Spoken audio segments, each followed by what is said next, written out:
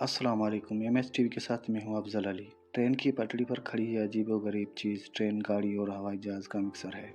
इसमें wheels train के engine जहाज़ का और बॉडी गाड़ी की तरह डिज़ाइन की गई थी। इसको वेलेरियन ओवनाइट नामी शख्स ने इन्वेंट किया था जो सोवियत यूनियन ऑफिसर्स के लिए ड्राइविंग का काम किया करता था। अब तो ये हम सबको मालूम है कि रशिया उस वक्त सोवियत यूनियन हुआ करता था और ये बहुत ही बड़ा मुल्क है। इसके एक कोने से दूसरे कोने तक पहुंचने के लिए ऑफिसर्स को कई कई हफ्ते लग जाते थे। इस मुश्किल को आसान करने के लिए वेलेरियन, जो उस वक्त 25 साल का था, उसने एक नई इन्वेंशन करने का इरादा किया। उसने ये गाड़ी नुमा जहाज डिज़ाइन किया जो चलेगा तो रेल की पटरी पर, लेकिन इसमें जहाज का इंजन फिट किया गया था। इसके पीछे एक प्रोपेलर भी लगाया गया ताकि इसकी स्पीड फौरन ही बढ़ाई जा सके। 140 किलोमीटर पर हॉर्स की स्पीड से ट्रेवल करने वाली इस इन्वेंशन को एरो वैगन का नाम दिया गया। याद रहे ये बात 1921 की है और उस दौर में इतनी स्पीड अचीव करना वाकई एक एक्स्ट्रा ऑर्डिनरी बात थी। एरो वैगन वक्त की इतनी ज़रूरत थी कि इसके डिज़ाइन के दौरान ही ये पूरे सोवियत यूनियन में वायरल हो और सब लोग बड़ी शिद्दत से इसका इंतज़ार करने लगे। 24 जुलाई 1921 को इसका पहला टेस्ट रन हुआ। मॉस्को से करीब 200 किलोमीटर दूर एक शहर तक एरो वैगन में सफ़र किया गया, जिसमें विलियम, जो कि इसका इन्वेंटर था, और साथ में कुछ ऑफिसर सवार थे।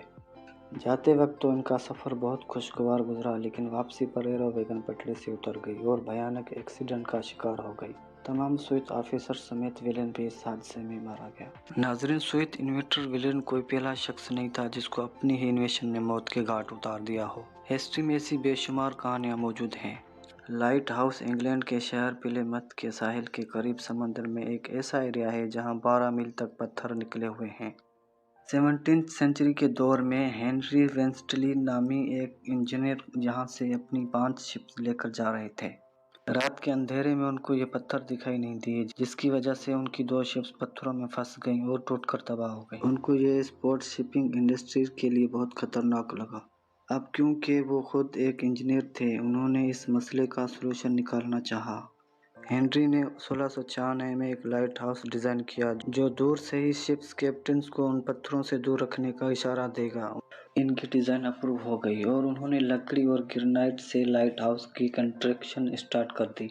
ये 115 फीट लंबा लाइट हाउस था जिसके टॉप पर 16 कैंडल्स लगाकर एक रोशन कमरा बनाया गया। अगले 7 सालों तक ये लाइट हाउस शिप्स को इन पत्थरों से बचाता रहा। लेकिन फिर एक दिन जब हेनरी लाइट हाउस में ही मौजूद था, एक तूफान आ गया। ये ब्रिटिश हिस्ट्री का सबसे बड़ा तूफान था। तेज हवाएं और समुद्री लहरें लाइट हाउस को बहा कर ले गईं। उस दिन के बाद से ना लाइट हाउस मिला और ना ही हेनरी का कुछ अता पता।